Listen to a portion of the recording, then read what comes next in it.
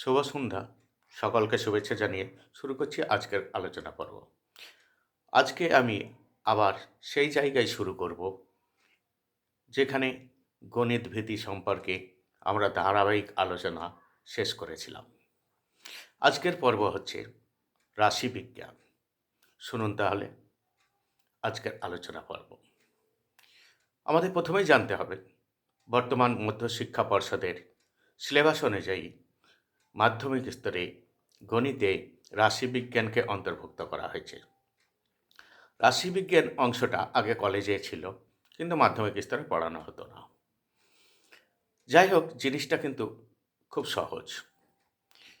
এটা শিক্ষাবিদরা মনে করেছেন, সিলেবাস কমিটি মনে করেছেন, তাই রেখেছেন। শুধু মাধ্যমিকে নয়, ষষ্ঠ শ্রেণী থেকে রাশিবিজ্ঞানকে সিলেবাসে রাখা হয়েছে ধারাবাহিকভাবে। আমরা দেখেছি নবম শ্রেণীতেও খুব ভালো জিনিস হিস্টোগ্রাম এবং পলিগনকে রাখা হয়েছে।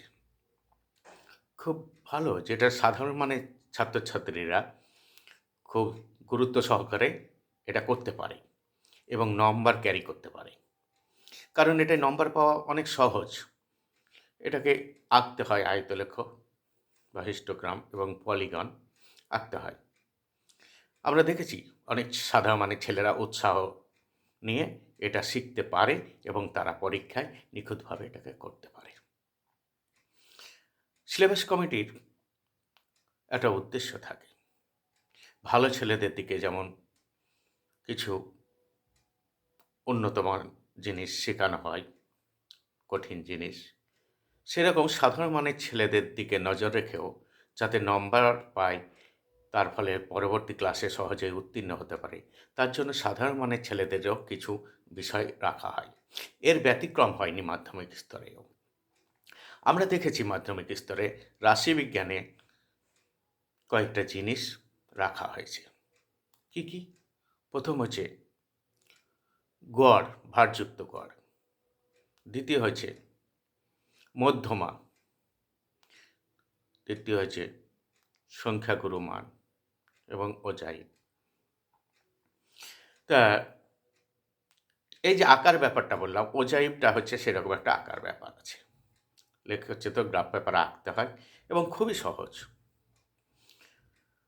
দুটো পদ্ধতি আছে, কখনো কখনো পরীক্ষায় উল্লেখ করে দেয় কোন পদ্ধতিটা আঁকতে হবে, কিন্তু খুব কম। বেশিরভাগ পদ্ধতি উল্লেখ করে না, ফলে সাধারণ নর্মাল যে প্রসেস সে পদ্ধতিতে আঁকা যায়। তার ফলে এটা ছাত্রছাত্রীরা খুব সহজে অন্যান্য গ্রাফের মতো এটাকে একটুকু আয়ত্ত করলেই সহজেই শিখে ফেলতে পারে এবং পরীক্ষায় নির্ভুলভাবে এটা করতে পারে। হ্যাঁ, তবে লক্ষ্য রাখতে হবে একটু গ্রাফটা যেন বা অঙ্কনটা যেন অজাইবটা পরিষ্কার পরিচ্ছন্ন হয়, এটা লক্ষ্য রাখতে হবে। আর বলি সংখ্যাগুরু মান। এই সংখ্যাগুরু মানের অঙ্কটা খুব ছোট হয়। মানগুলো শুধু অঙ্ক থেকে সংগ্রহ করে বসিয়ে দিলে হয়। দেখুন, এতে 4 নম্বরের দুটো কোশ্চেনের উত্তর করতে হয়। 4 করে 8 নম্বর। 3টে কোশ্চেন দেয়া থাকে। অনেক সময় সংখ্যাগুরু মানটা দেয়া থাকে, অনেক সময় থাকে না, ছোট কোশ্চেনে দেয়া থাকে। যাই হোক, ভাগ্য ভালো হলে ওই ছোট অঙ্কের জন্য 4 নম্বর পাওয়া যায়। তাহলে দুটো গেল। আর দুটো কি? মধ্যমা। মধ্যমারও একটা নির্দিষ্ট সূত্র আছে। সেই সূত্রতে অঙ্ক থেকে মানগুলো সংগ্রহ করে বসিয়ে দিলে হয়। শুধু কোনটা কি মান এইটাকে একটু চিহ্নিত করে রাখতে হবে যে কোনটা কি, সেই মানটা কত। ঠিক আছে? তার ফলে নির্ভুলভাবে মধ্যমাও সমাধান করা যায়, বের করা যায়। মধ্যমা বের করতে দেয়। অনেক সময় গ্রাফ থেকে মধ্যমা বের করে মেলাতে হয়, একটু জটিল হয় তখন।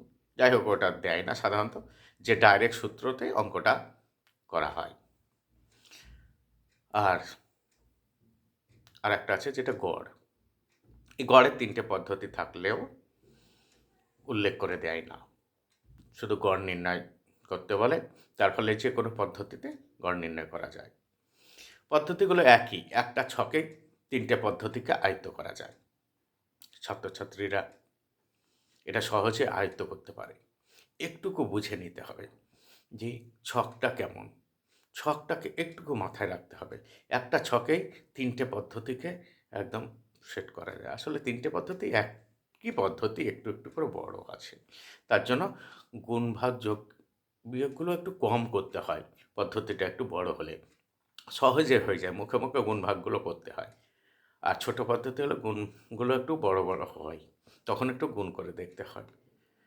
এই হচ্ছে সুবিধা। ভুল হওয়ার বড় একটু পদ্ধতি হলেও ভুল হওয়ার সম্ভাবনা খুব কম থাকে ওটায়। আর ওগুলো নির্ভুল পদ্ধতি।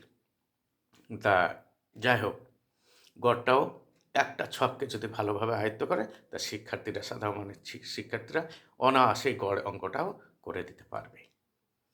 তা এই গেল ৩টে পদ্ধতি, এই ৪টে জিনিস। ৪টে জিনিসের মধ্যে ৩টে কোয়েশ্চেন আসবেই। আর এখান থেকে উত্তর করা খুবই সহজ। ম্যাক্সিমাম সাধারণ ছেলেমেয়েরা এখান থেকে উত্তর করতে পারে।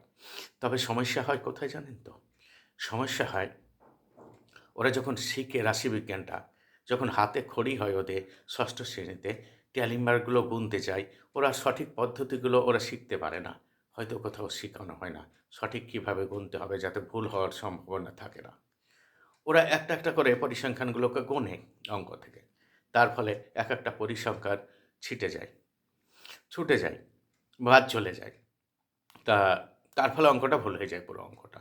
ওরা বুঝতে পারে না যে মোট পরিসংখ্যানের সঙ্গে যোগ করে একবার দেখে নিতে হবে যে ঠিক মিলেছে কিনা।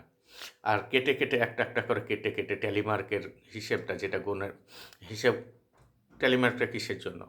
ওই ভুল হবে না তার জন্যই তো ট্যালি মার্কের সাহায্যে গণনা করা হয়। তাছাড়া তো মুখে গণনা করে নিলেই হতো। এই জিনিসগুলো প্লাস কিছু জিনিস আছে, যেমন কখনো র ডাটা দেয়া থাকে, তাকে পিওর ডাটা দেয়া থাকলে তো অঙ্কটা সুবিধাই হয়। এগুলো চিনতে হবে, এগুলো খুব একটা গুরুত্বপূর্ণ নয় পিওর ডাটাটা। তবে মধ্যম মান এটা বের করতে জানতে হবে। তারপর যেটা সমস্যা করে, যেটা হচ্ছে ক্লাস বাউন্ডারি আর ক্লাস লিমিট। শ্রেণীসীমা আর শ্রেণীর সীমানা, এই দুটোর পার্থক্য ওরা বুঝতে পারে না। এই দুটো ওদের কাছে ক্লিয়ার হয় না, তার ফলে অঙ্কটা গুলিয়ে দেয়। কোনো অঙ্কে শ্রেণী সীমা দেওয়া থাকে, কোনো অঙ্কে শ্রেণী সীমানা দেওয়া থাকে, কোনো অঙ্কে মধ্যমান দেওয়া থাকে, তখন ওরা শ্রেণীটা বানাতে পারে না। যাই হোক, মধ্যমান দেওয়া থাকলেও শ্রেণীটা বানিয়ে নিয়ে অঙ্কটা করা যায়। সবসময় মধ্যমান দিয়ে তো আর অঙ্কটা করা যাবে না। তার ফলে ওরা এই জায়গাটাকে বুঝতে পারে না। আর তারপরের অংশগুলো তো একই। আর একটু ব্যতিক্রম যেখানে লক্ষ্য করা যায়, মিসিং ফ্রিকোয়েন্সি দেওয়া থাকে। মানে ফ্রিকোয়েন্সি সব দেওয়া থাকে না, একটা দুটো ফ্রিকোয়েন্সি বাদ দিয়ে অঙ্কটাকে দেওয়া হয়। তার পরিবর্তে মধ্যমা কিংবা গড় এগুলো বলে দেওয়া হয়। দিয়ে কি করতে হবে? অঙ্কটা মিসিং ফ্রিকোয়েন্সি থাকলে সেখানে মিসিং ফ্রিকোয়েন্সি দিয়ে অঙ্কটা করতে হবে। দিয়ে গড়টাকে বের করতে হবে। দিয়ে যে গড়টা দেওয়া আছে সেটার সাথে সমান করতে হবে। দিয়ে মিসিং ফ্রিকোয়েন্সি মানটা বের করতে হবে। ওখানে অঙ্কটা একটুকু সামান্য জটিল হয়ে যায়, তবে কঠিন নয়। এটা সাধারণ মানের ছেলেরাও আমি দেখেছি করতে পারে। তা এইভাবে আর ছোট ছোট দু চারটে অঙ্ক থাকে, সেগুলো অনায়াসে পেরে যাবে এগুলো শিখলে। তাই আমি বলবো সমস্ত শিক্ষার্থীদের, যারা সাধারণ মানের শিক্ষার্থী বিশেষ করে, তাদের এই রাশিবিজ্ঞানের অংশটাতে নজর দেওয়া দরকার। অনায়াসেই, খুব সহজেই, খুব কম পরিশ্রম করে এখানে পুরো নম্বর পাওয়া যেতে পারে। আর যাই হোক, এবং পাস করতে অনেকটা সহজ হয় তাদের। তাই সবাইকে আগামীর মাধ্যমিক পরীক্ষা যারা দিচ্ছে বিশেষ করে তাদেরকেও আমরা বলবো রাশিবিজ্ঞানে একটু নজর দিতে, যাতে সহজেই তারা নম্বরটাকে বাড়িয়ে নিতে পারে তাদের।